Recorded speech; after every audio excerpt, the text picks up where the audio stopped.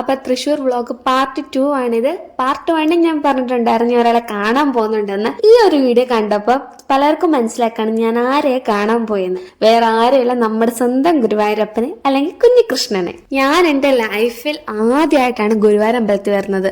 അതിൽ ഞാൻ ഭയങ്കര എക്സൈറ്റഡ്, ഭയങ്കര സന്തോഷമുണ്ട്. കാരണം ഞാൻ ആദ്യമായിട്ടാണല്ലോ കൃഷ്ണനെ കാണാൻ വേണ്ടി വരുന്നത്. ഞാൻ മാത്രമല്ല, എന്റെ കസിനും ആദ്യമായിട്ടാണ് വരുന്നത്. ചേച്ചി വന്നിട്ടുണ്ട്. എന്നാണെന്നറിയാവോ? ചേച്ചിയുടെ ചോറ് കൊടുപ്പിന്.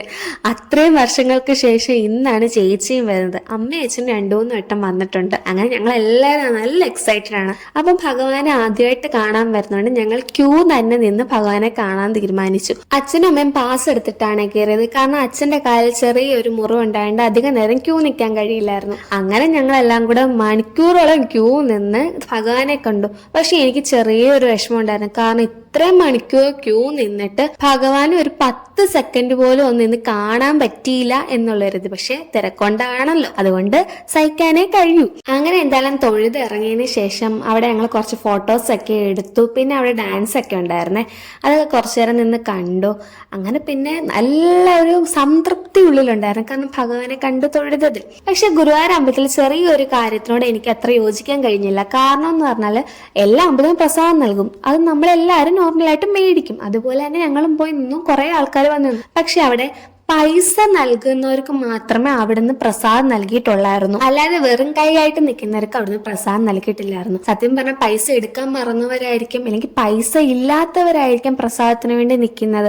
അത് അങ്ങനെ 2 രീതിയിൽ കണ്ടിട്ട് പ്രസാദം നൽകുന്നത് ഒരു യോജിക്കാൻ പറ്റാത്ത കാര്യമായിട്ട് തോന്നി. പക്ഷെ പുറത്ത് വന്നതിന് ശേഷം ഞങ്ങൾക്ക് പ്രസാദം കിട്ടി.